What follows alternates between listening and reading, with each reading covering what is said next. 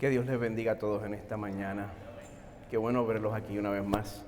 Bienvenidos a Crosspoint Español y una bienvenida extra especial a quienes nos visitan. Si usted nos visita, usted se salvó porque usted se llevó una bienvenida especial. Nadie se va a reír de esa. Bueno, vamos a seguir. Mi nombre es Miguel Medina, soy el pastor titular aquí por gracia de Dios y les damos las gracias por adorar a Dios con nosotros en esta mañana. Y muchas gracias por traer la iglesia a esta cancha.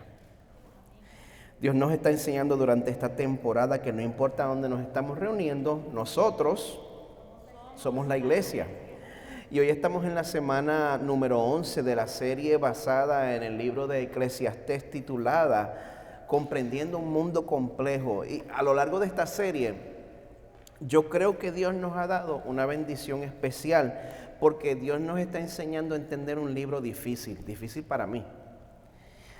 Un libro que sin embargo, a pesar de la dificultad que presenta, también nos trae lecciones muy importantes. Porque si nosotros le estamos prestando atención a los canales de televisión cristianos o a las estaciones de radio de éxitos positivos, se supone entonces que nosotros como cristianos estemos pasando todos los días de nuestra vida pues de felicidad en felicidad, siendo los happy shiny people, de victoria en victoria, siempre en salud, siempre en prosperidad. Y se supone que, pues por supuesto, si nosotros nos consagramos lo suficiente, que nunca vamos a experimentar la realidad de la vida en un mundo que está sujeto a la maldición del pecado por nuestra propia culpa.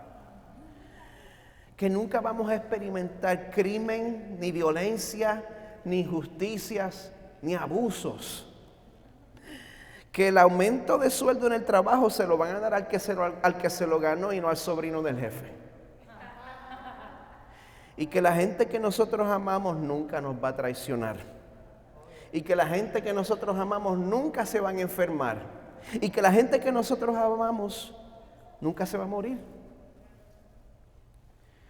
Pues tenemos todas esas suposiciones y llega el libro de Eclesiastés a reventar esa burbuja de fantasía y nos enseña, número uno, que Dios maldijo la tierra. Dios maldijo la tierra y Él impuso una vida difícil a la humanidad. De hecho, esa maldición es gracias al primer pecado que cometió nuestro representante en el jardín del Edén, Adán. Dios maldice a la tierra y el libro de Eclesiastés también nos enseña que los cristianos no estamos exentos de esa maldición. De esa maldición que ha caído sobre todo nuestro trabajo, sobre todo nuestros esfuerzos, sobre toda nuestra labor, sobre todos nuestros logros. La vida es trabajosa. La vida es una ocupación frustrante. Y como dice Eclesiastés 1:13, este penoso trabajo dio Dios a los hijos de los hombres para que se ocupen en él. La vida es difícil y Dios la hizo así. Porque eso fue lo que nosotros le pedimos cuando nos rebelamos en contra de Él. Por eso, si su única esperanza, si su única alegría se encuentra en lo que usted le pueda sacar a esta vida, si su única esperanza se encuentra en, como dice el autor, bajo el sol, pues el autor de este libro, Salomón, le recuerda a usted que el dolor, que el sufrimiento, que el fracaso en esta vida no son la excepción, son la regla. Y saber eso, si usted sabe eso, si usted sabe que las pruebas y la frustración y el dolor son la regla y no la excepción, si usted sabe eso, eso le da una ventaja sobre todas las otras personas en el mundo que viven en fantasía.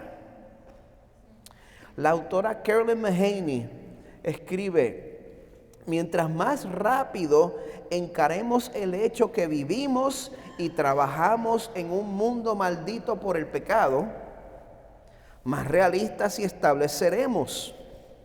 Dejaremos de esperar que las cosas siempre mejoren y no nos va a sorprender tanto cuando a veces empeoren. No vamos a vivir temiendo malas noticias, no porque esperamos que nos lleguen, sino porque sabemos que tarde o temprano llegarán.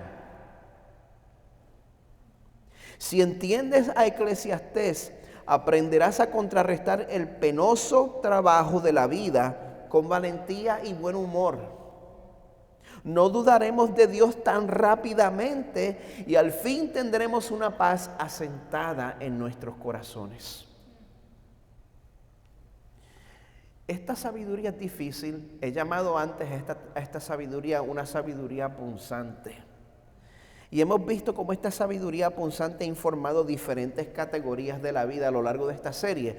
Y el pasaje de hoy nos va a mostrar lo que sucede cuando combinamos el liderazgo con la sabiduría. Así que les voy a rogar que busquen en sus Biblias en Eclesiastés 9.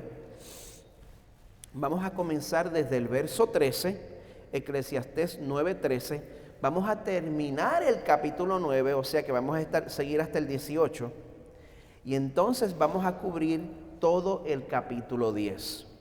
O sea que desde el capítulo 9, verso 13, hasta el capítulo 10, verso 20. Como pueden ver, el pasaje de hoy es un poquito más extenso de lo que tenemos por costumbre. Por esa razón, pues hoy voy a leer el pasaje junto con el mensaje. Pero primero les voy a pedir que me acompañen en oración para pedirle a Dios que nos ayuden hoy. ¿Oran conmigo? Amén. Señor, aquí estamos una vez más. Estamos aquí pidiendo que tú prepares nuestros corazones para recibir la sabiduría que tu palabra infalible tiene para nosotros. Señor, por amor a nuestro mediador y por amor a tu Hijo perfecto Jesús, te pedimos que tu Espíritu me capacite para predicar tu palabra claramente y correctamente. Y pedimos que ese mismo Espíritu abra todos nuestros corazones, comenzando con el mío, para que tu palabra nos cambie, nos transforme y nos haga más como Cristo, en cuyo nombre poderoso oramos. Amén. Llegar al poder es mucho más fácil que tener éxito como líder. Desgraciadamente, pues hay muchos líderes que nos han dejado ejemplos históricos de cómo no hacer las cosas. Vamos a empezar con Calígula. El emperador romano Calígula despilfarró las riquezas del imperio romano de una manera frívola para su propio lujo y para su propio consumo. A él se le conoció por ser un tirano perverso y demente. ¿Cuán demente se pregunta usted? Gracias por preguntar. Él confisca las propiedades de sus senadores para él poder seguir gastando. Él convirtió a su propio caballo en senador y se declaró a sí mismo como Dios. A él se le considera uno de los peores líderes de la historia. Por eso él fue asesinado por sus propios senadores a los 28 años de edad. Próximo tenemos la empresa Kodak. Yo no sé cuántos de ustedes se acuerdan, cuántos de ustedes son de mi edad. Uno de los peores errores que puede cometer una compañía es no adaptarse al cambio.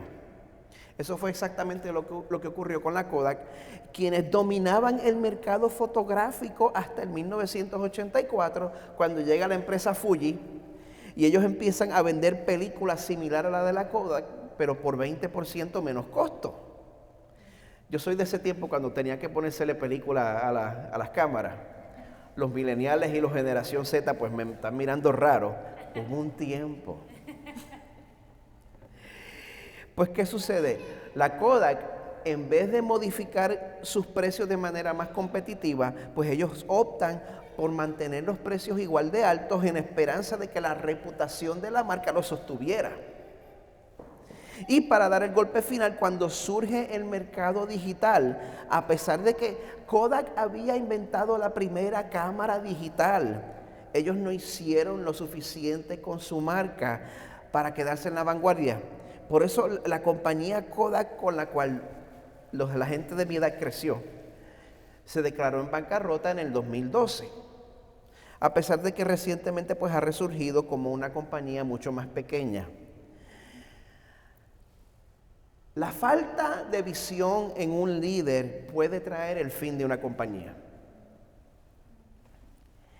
Y hay veces donde uno se pregunta cómo es que ciertos líderes llegaron a la posición donde llegaron.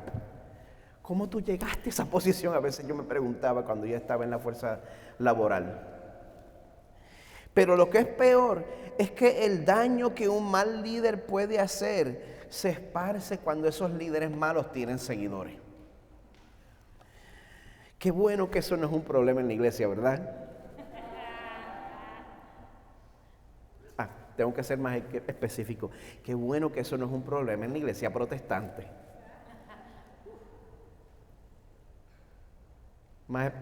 Qué bueno que eso no es un problema en la iglesia protestante reformada, ¿verdad que no? Si vamos a definir el liderazgo de la misma manera que Dios lo hace, hay que admitir que el mal liderazgo se encuentra por todos lados. Y por la métrica del mundo, muchos de esos líderes malos son exitosos y están llenos de seguidores. Por esa razón yo les pido que permitan que el pasaje de hoy los lleve a hacerse una pregunta importantísima. ¿Qué tipo de líder prefieres seguir? No puedes permitir que la respuesta a esa pregunta se conteste por la popularidad de ese líder o por el aparente éxito de ese líder. Número uno, nosotros necesitamos definir el éxito de la misma manera que lo hace Dios. Y número dos, puede que un líder con integridad no tenga mucha popularidad. Eso es lo que vemos al leer el capítulo 9, versos 13 al 18, donde la primera pregunta que se nos hace es si preferimos que un líder sea sabio o poderoso. Y antes que me contestes que prefieres un líder sabio, o que tú aspiras a ser un líder sabio donde Dios te haya puesto, tenga en mente que si tú escoges la sabiduría sobre el poder, probablemente no vas a encontrar ni tu recompensa ni tu reconocimiento bajo el sol.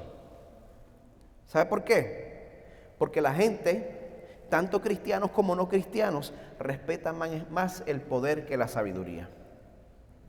Yo no sé si usted se ha dado cuenta de eso. El verso 13 nos dice, hay otro aspecto de la sabiduría que me quedó grabado al observar cómo funciona el mundo.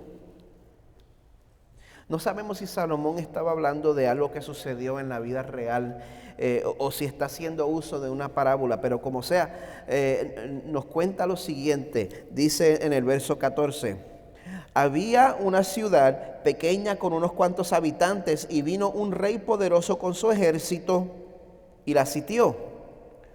Un hombre pobre, pero sabio, sabía cómo salvar la ciudad y así la ciudad fue rescatada. Sin embargo, pasado el incidente, a nadie se le ocurrió darle las gracias.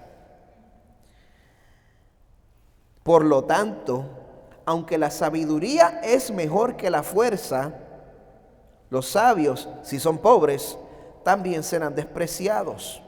Lo que digan no será valorado por mucho tiempo. A pesar de la mala fortuna del sabio, pues este pasaje nos deja saber que obviamente es preferible ser sabio a ser poderoso. Dice, es mejor oír las palabras suaves de una persona sabia que los gritos de un rey necio. Es mejor tener sabiduría que armas de guerra. Aunque sea para corregirnos, las palabras de una persona sabia traen vida.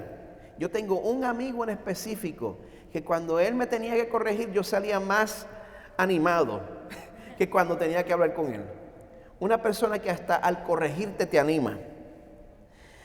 Las palabras de un sabio traen vida, pero como dice el resto del verso 18, pero un solo pecador puede destruir muchas cosas buenas.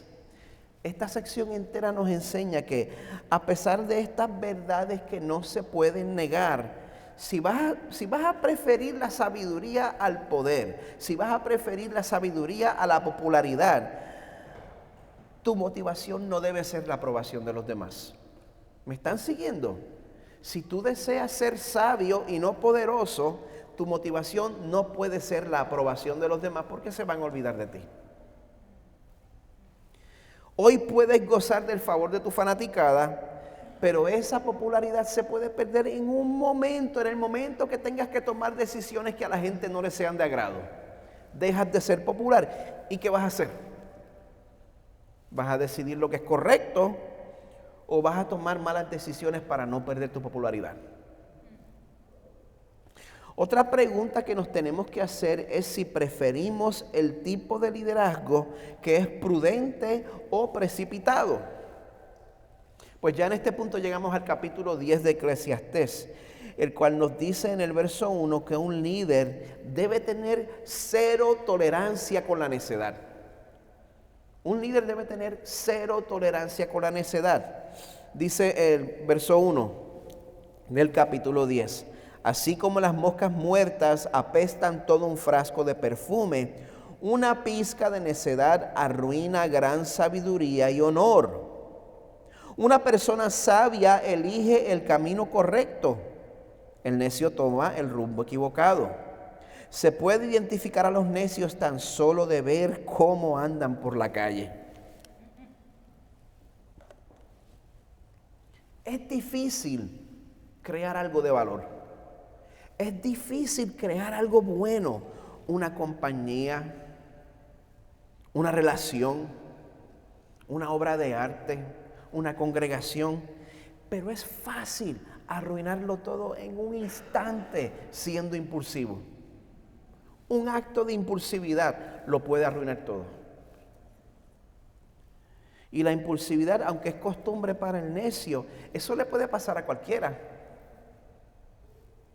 Le pasa al que vende su derecho legal por un plato de lentejas, como lo hizo ¿quién? Esaú.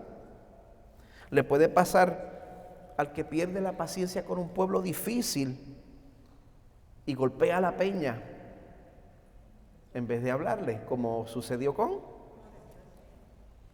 Me pasó a mí la semana pasada predicando. En un momento intenso, pues yo afirmé la autoridad de la palabra de Dios y entonces a propósito dejé la Biblia caer en el púlpito para hacer un punto. Y pues no estoy siendo supersticioso. La reverencia a la palabra de Dios no se mide por cómo nosotros tratamos un libro físico, sino por cómo nosotros nos sometemos a esa palabra. El problema es que mi gesto de la semana pasada nació de un corazón orgulloso. Y por eso pues yo les confieso ese pecado y les pido que me perdonen. La impulsividad es enemiga de un buen líder. Por eso, si tu jefe se enoja contigo, por cualquier razón, tengas la culpa o no, no hagas las cosas peores reaccionando con impulsividad. Y yo sé que en el trabajo uno tiene la oportunidad para eso a cada rato. Dice el verso 4, si tu jefe se enoja contigo, no renuncies a tu puesto. Un espíritu sereno puede superar grandes errores.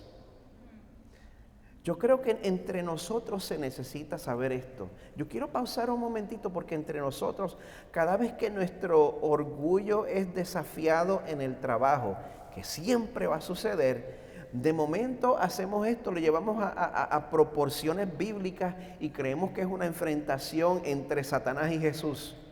Y Jesús está de mi lado y el jefe está del lado de Satanás. No siempre es así. Él puede estar equivocado. A veces yo puedo estar equivocado, imagínese usted. Un espíritu sereno puede superar grandes errores. Ya sea que ese error haya sido de su jefe o suyo. El orgullo nos lleva a ser precipitados, pero la humildad nos lleva a la prudencia. Bueno, también vamos a tener que decidir si el líder que seguimos va a ser un líder reconocido o apadrinado. Yo no sé cuántos de ustedes conocen esa palabra, apadrinado. Quiere decir que alguien que tiene padrino, alguien que tiene su palanca, que llegó ahí a través de la influencia de otra persona con más poder. Los versos 5 al 7 dicen, he visto otro mal bajo el sol. Los reyes y gobernantes cometen un grave error cuando le otorgan gran autoridad a gente necia y asignan cargos inferiores a personas con capacidad comprobada. Hasta he visto sirvientes cabalgar como príncipes y príncipes andar a pie como si fueran sirvientes. No le aplique la mente del siglo XXI esta frase antes de que usted se sienta satisfecho por la imagen de un príncipe teniendo que andar a pie. Salomón nos está diciendo aquí que el liderazgo es algo que se le debe conceder a la persona que ha probado que debe estar en esa posición. El liderazgo es algo que se le debe conceder a la persona que ha probado que debe estar en esa posición. Para nombrar líderes no es suficiente que tan solo haya necesidad. No nos debemos precipitar a conceder autoridad tan solo porque hacen falta líderes y actuamos desesperados o, como decimos en Puerto Rico, aficiados por liderazgo. Y tampoco es suficiente que un candidato sea solamente talentoso. Un candidato debe mostrar fidelidad. Como dice en 1 Timoteo 3:10, que sean evaluados cuidadosamente antes de ser nombrados. ¿Y sabe por qué yo digo eso? Porque en los últimos años yo he visto personalmente cómo personas comienzan a construir una plataforma para ellos mismos sin tener ni 5 minutos de experiencia pastoreando una congregación, y ya están dando consejitos por las redes sociales, escribiendo artículos en el internet o hasta libros. Sencillamente porque están asociados con un ministerio conocido. Por eso es importante que usted sepa los datos antes de que usted termine haciéndose fan de alguien que nunca ha sido evaluado. Bueno, la próxima pregunta es si usted sigue a un líder o si usted mismo es un líder que es eficiente o engañado. El líder engañado es el líder que toma riesgos creyéndose que la realidad de la vida no le aplica a él. Porque pues él es el escogido del Señor. Pero no importa quién usted se crea que es, no hay quien se escape de los mismos riesgos que le aplican a todos los demás. Dice el verso 8, cuando cavas un pozo, puedes caerte en él. Cuando derrumbas una pared vieja, puede morderte una serpiente. Cuando trabajas en una cantera, las piedras pueden caerte encima y aplastarte. Cuando cortas leña, se corre peligro en cada golpe del hacha. Si en vez de vivir engañado quieres ser un líder eficiente, pues lo mejor es estar preparado y haber planificado para esa ocasión. Verso 10, si se usa un hacha sin filo, hay que hacer doble esfuerzo. Por lo tanto, afila la hoja. Ahí está el valor de la sabiduría. Ayuda a tener éxito. Yo creo que el dicho en inglés que más se acerca a esto es don't work hard, work smart. El éxito también se puede predecir cuando nos preguntamos qué tipo de líder somos o seguimos. ¿Somos el líder hacedor o hablador? ¿Estamos siguiendo un líder que es hacedor o hablador? El líder hablador se pone en el lugar de Dios y el líder hablador te promete cosas que Dios nunca te prometió. Pero la realidad siempre toca a la puerta. Por eso el verso 11 nos pregunta, si una serpiente te muerde antes de que la encantes, ¿de qué te sirve ser encantador de serpientes? Las palabras sabias traen aprobación, pero a los necios sus propias palabras los destruyen. Los necios basan sus pensamientos en suposiciones insensatas, por lo tanto llegan a conclusiones locas y malvadas. Este pastor no sabe lo que está haciendo. Si yo fuera la persona encargada de esto, las cosas estarían mejor. Hablan y hablan sin parar. Nadie sabe a ciencia cierta qué es lo que va a suceder. Nadie puede predecir el futuro. Pero ¿sabe qué? A pesar de toda la incertidumbre que puedan traer las palabras del hablador, lo que es seguro es que a la hora de la verdad los habladores no aguantan presión. A la hora de la verdad los habladores no aguantan presión. Los necios se agotan, verso 15, tanto con un poco de trabajo que ni siquiera saben cómo regresar a su casa.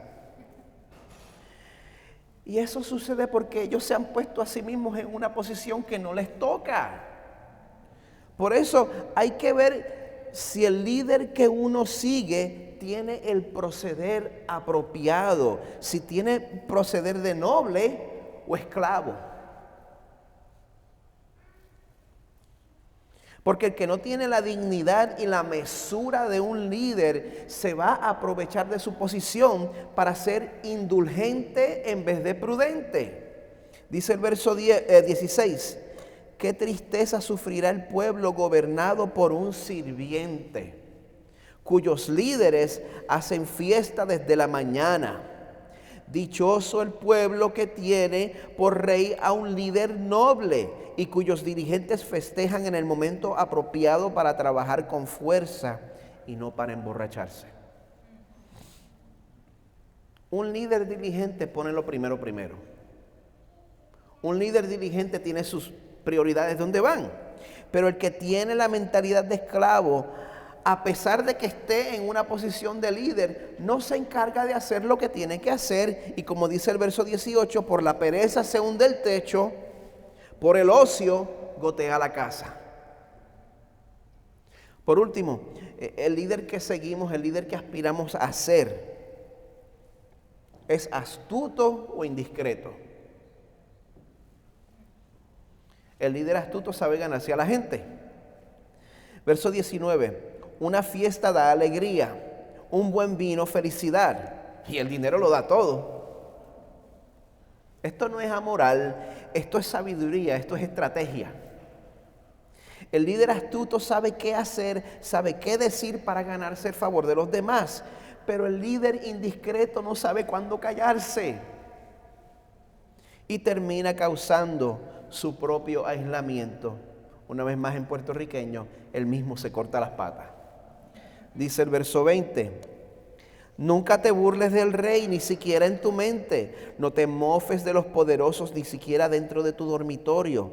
Pues un pajarito podría transmitir tu mensaje y contarles lo que dijiste. Como buen líder, es crítico saber en quién se puede confiar.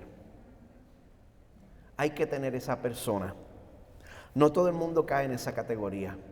Que el Señor nos dé sabiduría. Tampoco hay tal cosa como un líder perfecto, excepto Dios. Todos tenemos talentos naturales, todos tenemos por lo menos una debilidad.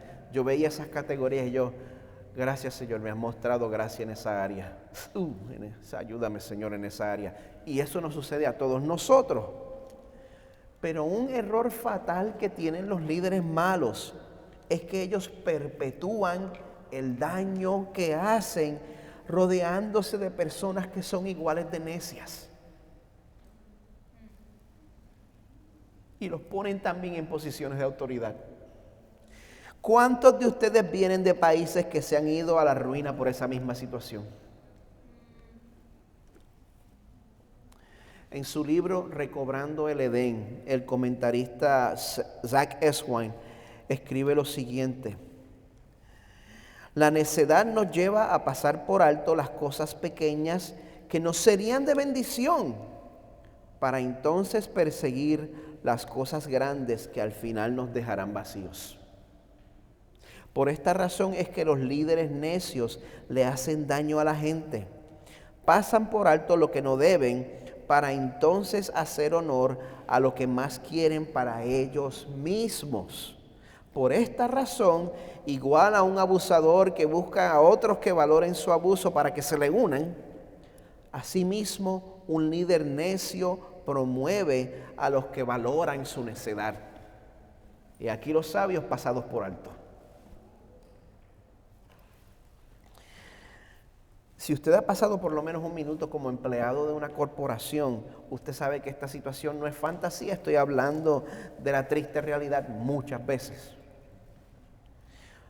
¿Sabe que por eso a mí me consuela saber que Dios trata con este tema a través del Evangelio?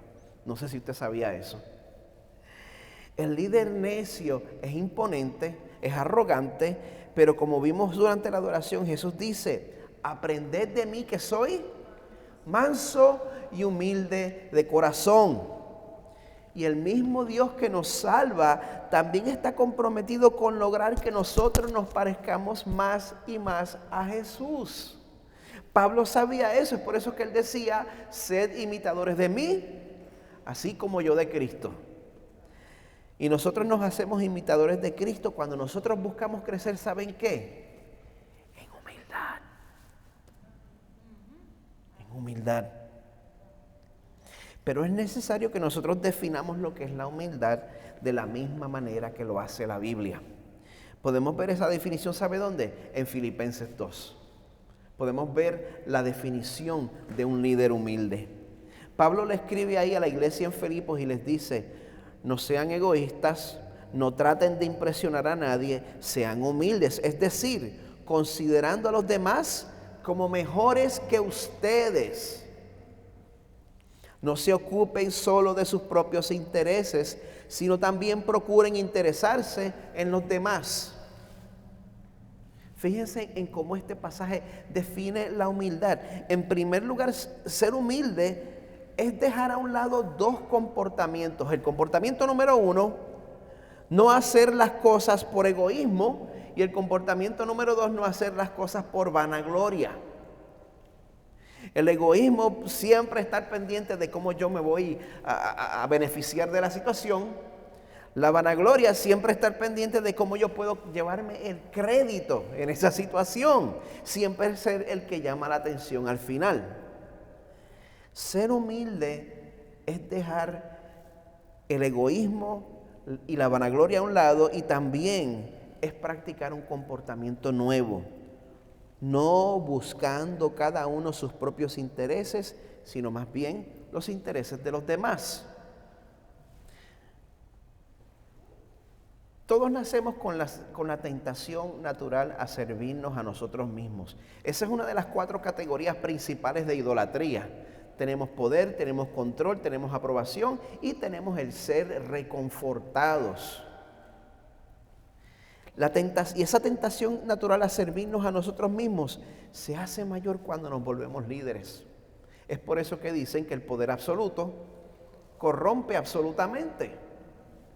Pero Cristo vino a rompernos la computadora y a cambiar el paradigma de lo que es un líder. Por eso Pablo nos dice: tengan la misma actitud que tuvo Cristo Jesús. Jesús. ¿Quién es Jesús? Dios. La segunda persona de la Trinidad, eternamente preexistente. Él optó por poner a un lado su gloria para hacerse como uno de nosotros. El verso 6 dice que Jesús, aunque era Dios, si usted tiene alguna duda con eso, Filipenses 2, Jesús, aunque era Dios, no consideró el ser igual a Dios como algo a lo cual aferrarse. En cambio, me gusta cómo lo pone la Nueva Traducción Viviente, renunció a sus privilegios divinos. Pero ¿cómo es posible que Jesús sea Dios si Él dijo que no sabía cuándo iba a ser la hora de la vuelta? Jesús voluntariamente renunció a sus privilegios divinos y vino a vivir como humano. Adoptó la humilde posición de un esclavo y nació como un ser humano. Cuando apareció en forma de hombre, se humilló a sí mismo en obediencia a Dios y murió en la cruz como morían los criminales. Jesús, siendo Dios, se humilló. Mientras que nosotros, siendo hombres y mujeres pecadores, nos queremos exaltar. Dios nos está llamando a que dejemos ya esa lucha y a que nos presentemos ante Él con un corazón humilde. Entonces Él te va a exaltar. Entonces, Él te va a reivindicar. Y así fue precisamente como Dios Padre reaccionó a la humildad de su Hijo. Filipenses 2:9 nos dice que Dios lo elevó al lugar de máximo honor y le dio el nombre que está por encima de todos los demás nombres. Y Dios tiene un propósito al hacer eso. Cuando Dios exalta a Jesús, el propósito de Él es provocar en todos nosotros una respuesta de adoración. Versos 10 y 11, para que ante el nombre de Jesús se doble toda rodilla en el cielo y en la tierra y debajo de la tierra, y toda lengua declare que Jesucristo es el Señor, para la gloria de Dios Padre. Jesucristo es el Señor para la gloria de Dios Padre. Y ese es el secreto del liderazgo que agrada a Dios. El líder que usa su posición para la gloria de Dios Padre.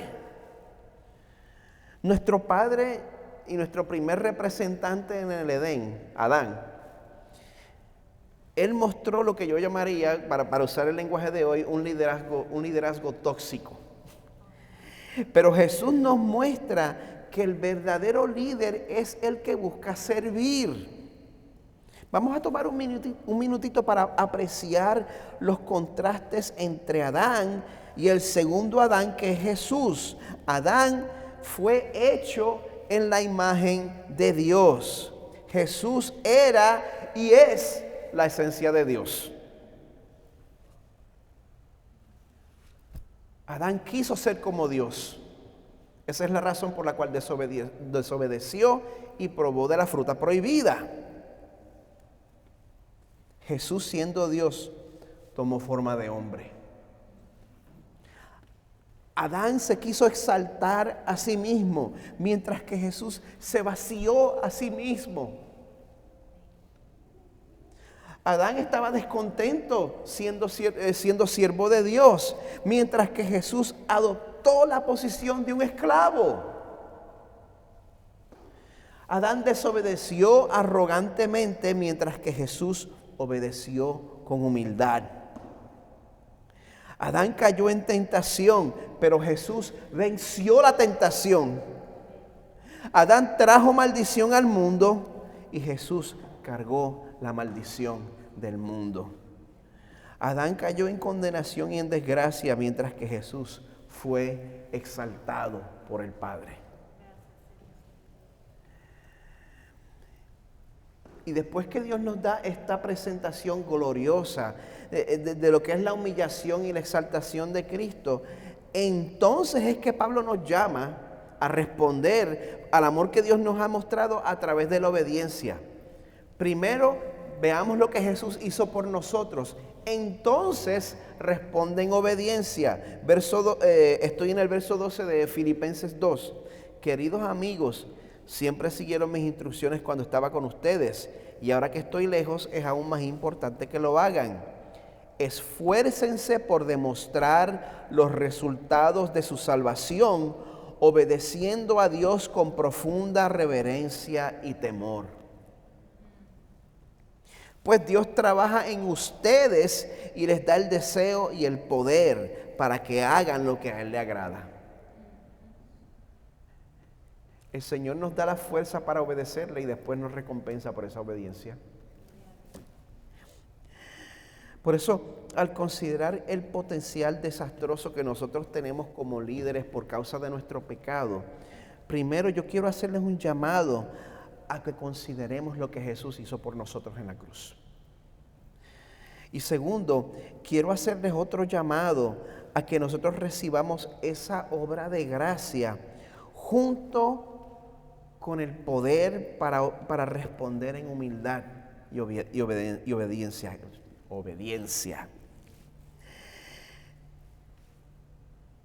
Y para concluir, vemos el ejemplo supremo en Marcos capítulo 10, cuando Jesús le dice a sus discípulos: ustedes saben que los gobernantes de este mundo tratan a su pueblo con prepotencia y los funcionarios hacen alarde de su autoridad frente a los súbditos.